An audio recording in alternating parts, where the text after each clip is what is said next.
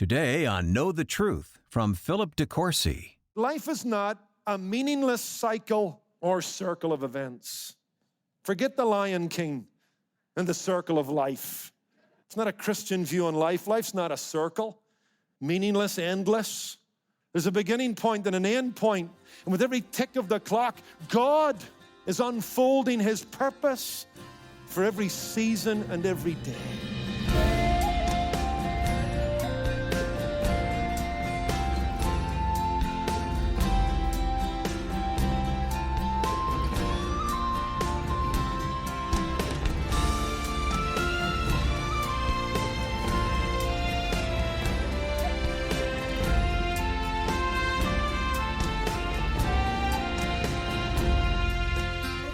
Throughout the year, the seasons change from winter to spring to summer and fall, and we experience seasons on a personal and spiritual level as well.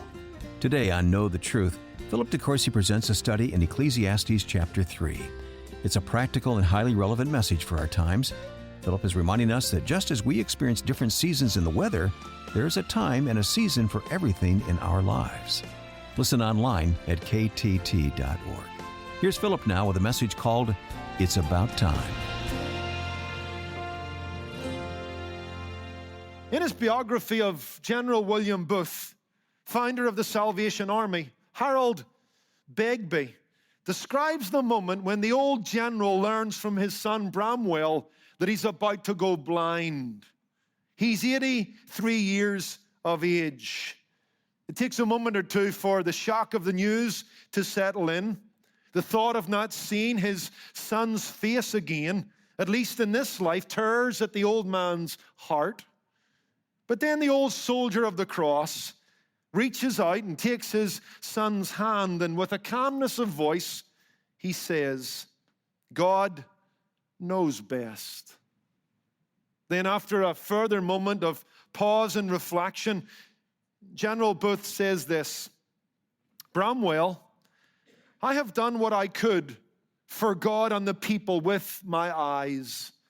Now I shall do what I can for God and the people without my eyes. Striking, isn't it? In those words, General William Booth of the Salvation Army expresses a faith-filled recognition that there's a time and a season for everything. There's a time to be with your eyes, and there's a time to be without your eyes. There's a hidden hand managing the times that we find ourselves in and the times we find ourselves going through. That life changes, and we must change with it because God knows best. Sight gives way to blindness. Strength gives way to weakness. Health gives way to sickness. And ultimately, life gives way to death. There's a time to be born, and there's a time to die. Things don't stay the same, my friends. In fact, someone has said that time is a seamstress that specializes in alterations. Have you found that to be true? And yet, standing behind that fact, that things are constantly changing, that we find ourselves shuttled between this experience and that experience, some good, some bad, some to our liking, some not to our liking. Standing behind that reality, the Bible wants us to know that God has a given purpose and a given time for all of the things we go through. The psalmist says in Psalm 37, verse 23, that the steps of a good man are ordered by the Lord. Ephesians chapter 1 and verse 11 remind us that God is constantly working out all things after the counsel of His own sovereign and free will. And that certainly is Solomon's perspective. This is the point that Solomon wants to get across here in the passage before us in Ecclesiastes chapter 3. This section opens with a confession. Yes, a celebration of the fact that God is the maker and master of every moment. God has a plan that embraces every man, every woman, every child, and all their actions. Ecclesiastes 3 verse 1, to everything there is a season and a time for every purpose under heaven. And the great thing about this plan is that it's fitting, it's good, and according to verse 11, it's beautiful. Look at what we read in Ecclesiastes 3, verse 11. God has made everything beautiful in its time. Time is a divine tapestry that God is weaving together intricately and exquisitely. And that means, this is good, the future is not to be feared and the present is not to be fought. Because where you are and what you're going through has been appointed and ordered. That's what we're going to be taught here. Now, that should come as a bit of a surprise. Because generally speaking, up until this point in the book, Solomon has been pretty down on life. And so one would expect him to be down on time, because what is life but a series of days and years? One would expect him to look at the clock and all that it brings and see it simply as another menacing aspect of life. Because in its essence, time is mystifying. In its brevity, time is humbling. In its demands, time is paralyzing. In its tyranny, time mocks us. And at its end, time scares us. And yet Solomon doesn't talk in depressed tones. Solomon doesn't talk about the maddening, menacing nature of time. And I'll tell you why, because I think he's beginning in chapter 3 where he left off in chapter 2. He's picking up the threads he's already sewn into the fabric of this book. Look at verse 24 of chapter 2. Nothing is better for a man than that he should eat and drink, and that his soul should enjoy good in his labor. This also I saw as from the hand of God. Up until this point, Solomon has hardly mentioned God. But all of a sudden there's a break in the clouds.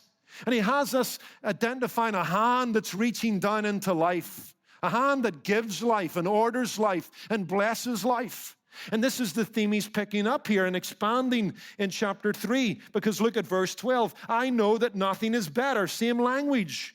I know that nothing is better for them, that is mankind, than to rejoice and do good in their lives. That every man should eat and drink and enjoy the good of his labor. It is the gift of God. So there's a turning in Solomon's thinking here. We're leaving the abject pessimism of chapters 1 and 2 behind to a large degree, although he'll pick that up again as we go along. But now he has us thinking about the God above the sun. And he wants us to view life and value life as from his hand and as a gift. And then he begins, therefore, to talk about time and how time is in God's hands. And our days are ordered by him and sent by him. And that's what he's picking up here. And so Solomon addresses this. The word time appears here multiple times in this passage. Life can never be profitable unless time has value. There can be no purpose to life if there is no point to time. And we're going to see that God has appointed an appropriate time for everything. That life is not a meaningless cycle or circle of events.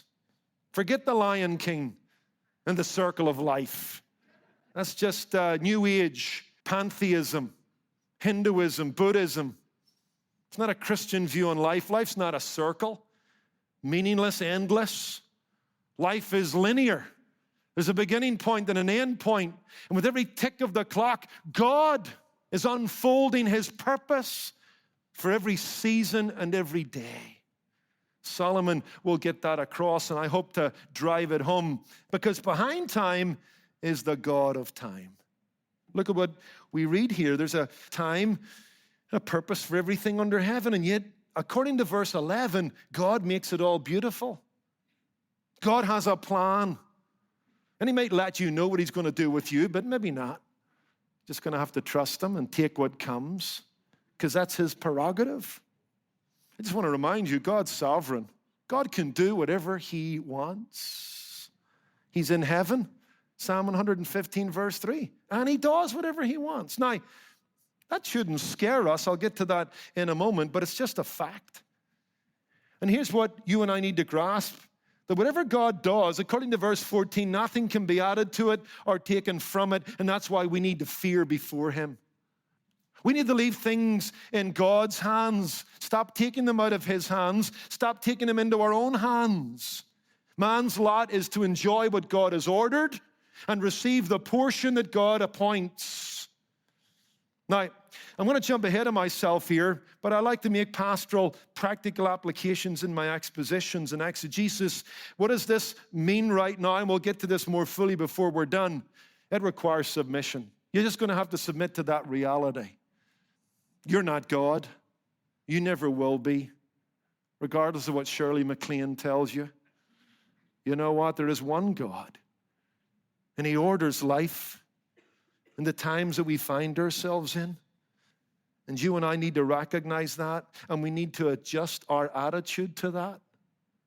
You can bemoan the lot in life that you find yourself in all day long, and you can make other people miserable with you, but that won't change a thing. And since you can't change that, you must change in your attitude towards that and the God who orders it. It's imperative that you and I realize that fact. Charles Swindoll says this. I came across this in a book I just finished this week on the history of Dallas Theological Seminary. Charles pastored effectively here in our community, just in Fullerton, and then he went on to be the president of Dallas Seminary and pastors Stonebriar Church in Texas. He says this: the longer I live, the more I realize the impact of attitudes on life. Attitude to me is more important than facts. We cannot change our past. We cannot change the fact that people will act in a certain way. We cannot change the inevitable. The only thing we can do is play on the one string we have, and that is attitude. I'm convinced that life is 10% what happens to me, 90% how I react to what happens to me. That's true.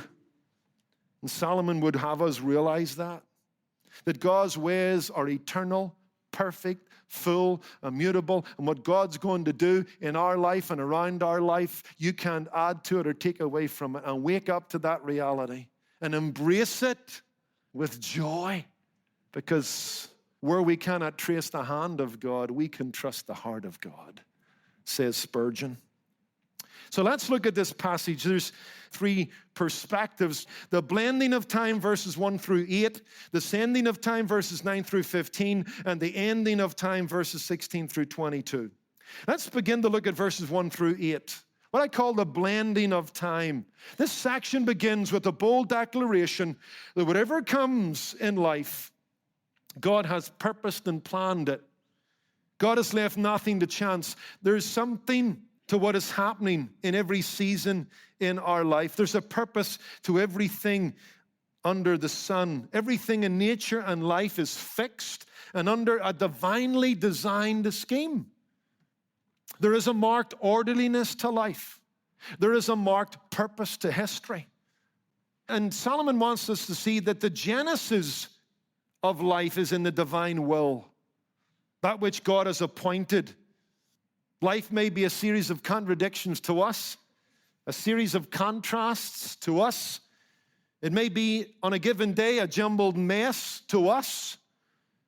But from where God sits, there is a time and a season to it all, and a purpose behind it and beneath it.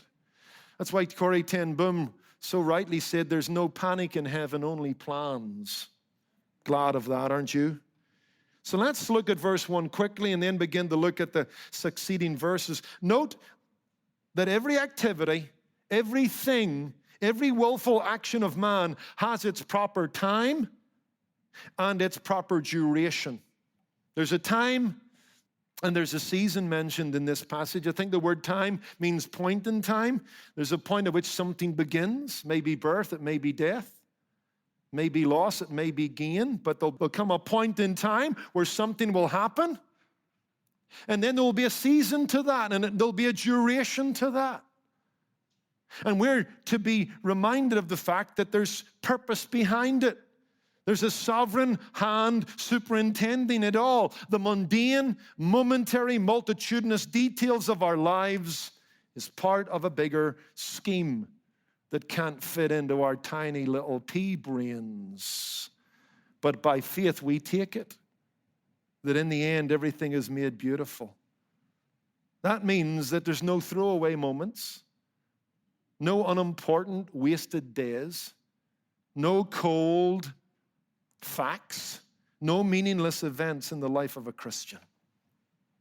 That's why we can throw back the curtains in the morning and quote Psalm 118, verse 24.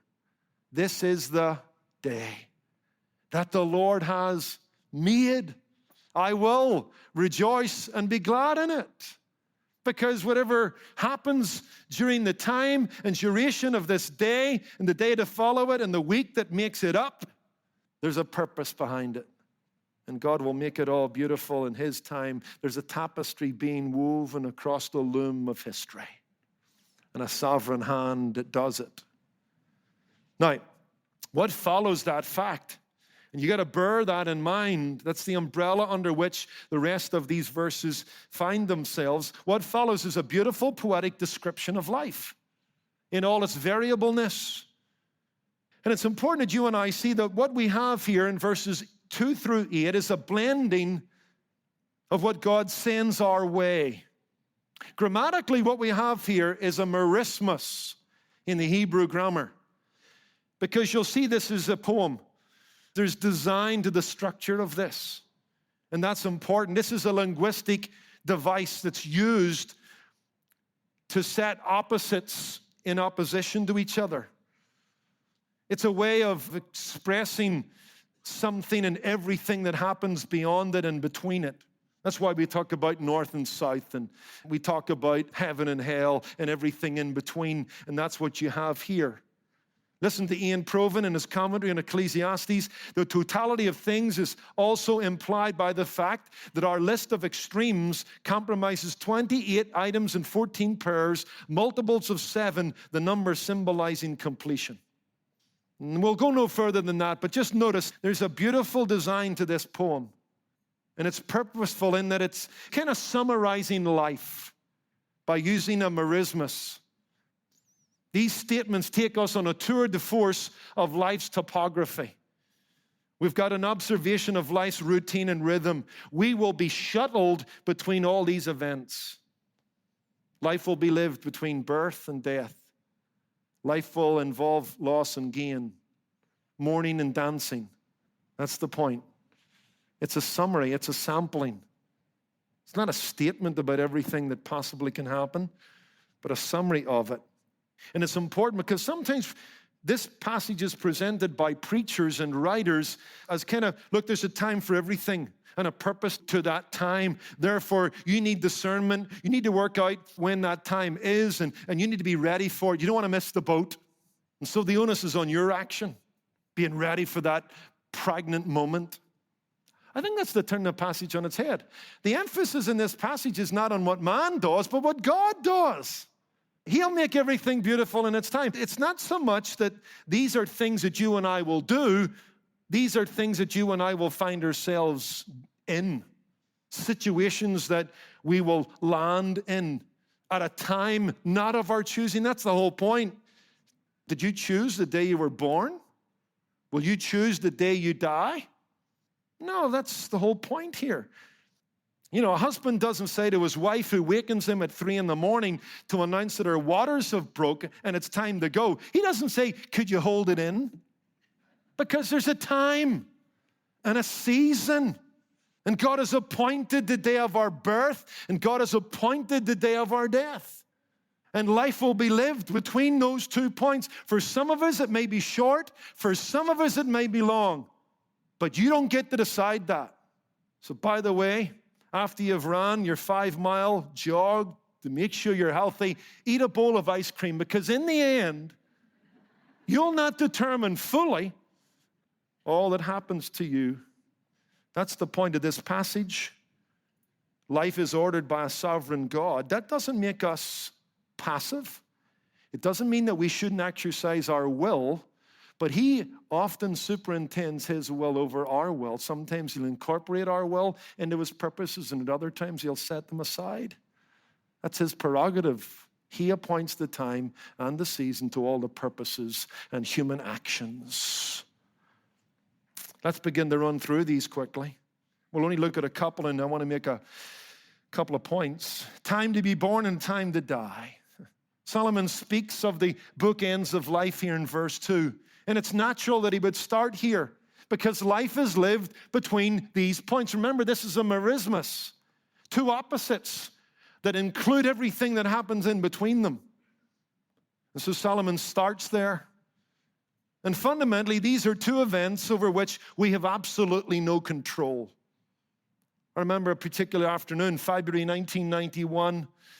I went out to Lisburn, a beautiful little town outside Belfast in Northern Ireland, to visit a dear saint in our church, Vera Brown, who was dying, and she knew it, and we knew it. It was only a matter of days. She wanted me to work on her funeral arrangements. She says, Pastor, I've got 2 sons that aren't saved. And it broke her heart. And she says, Pastor, preach the gospel. Talk about heaven. Talk about hell. Exalt the Lord Jesus. Don't talk about me. Talk about the Savior. I left there. I said, who ministered to who? Got in my car, drove down the M1 motorway into Belfast to see June, who was nursing our second child, Laura, who had just been born. What a wonderful moment. And then I got back in the car to go home, and this verse came to me. There's a time to be born, and there's a time to die.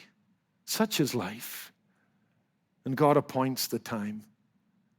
Then we read here, not only there's a time to be born and a time to die, but we read here there's a time to plant and a time to pluck what is planted. Israel was an agrarian culture. And so they were being reminded that the farmer's free to plant his crops, anything he wants, even in the dead of winter, but that wouldn't be wise. According to Genesis 8, verse 22, after the flood, God says, hey, there's going to be, different seasons, and I'm going to maintain those seasons. And you need to be cognizant of that fact and work within that. On the back end of the Noahic covenant, what do we read? While the earth remains, seed time and harvest, cold and heat, winter and summer, day and night shall not cease. There's a seed time and there's a harvest. My first church was in a country area, half made up by farmers, and there were certain times in the year where just, the numbers in the congregation would go up and down because it was either seed time or it was harvest. And we could spiritualize that. If you look at Isaiah 5, verses 1 and 5, God says to Israel, I planted you and I can pluck you, depending on your obedience. Paul doesn't even, speaking of the work of evangelism in 1 Corinthians 3, verses 5 through 9, reminds us somebody sows, somebody waters, but it's God that gives the increase. There's a time to plant. There's a time to pluck. We need to be part of that process. God appoints the time for our birth, the time for our death, and everything in between. You're listening to Know the Truth with Philip de Courcy and a message titled It's About Time. Replay and share it online at ktt.org. From our website, you can also connect with our Facebook page. Use Facebook to share Philip's messages with friends. You can also download the KTT app and post messages on social media or text the message directly to your friends. Do your part to help others know the truth. Learn more at ktt.org. Now, at Know the Truth, it's our mission to share God's Word using every technological means possible. That's why we're on the radio, reaching out to people in your city. And that's why we're on the web, where a worldwide community can discover the truth that sets men and women free. And that's why we provide monthly resources like this month's book titled 12 Stories of Christmas by Robert J. Morgan. This storybook offers the perfect opportunity for readers to meditate on the biblical truths of Christmas this holiday season and be refreshed even in the face of challenges. Ask for 12 Stories of Christmas when you give any amount in support of Know the Truth. Call 888-644-8811 or visit ktt.org. I'm Wayne Shepherd. Come back tomorrow when Philip continues to look at the real meaning of life described in the book of Ecclesiastes. That's Friday on Know the Truth. Today's program was produced and sponsored by Know the Truth Incorporated. Jesus said, "You shall know the truth, and the truth shall make you free."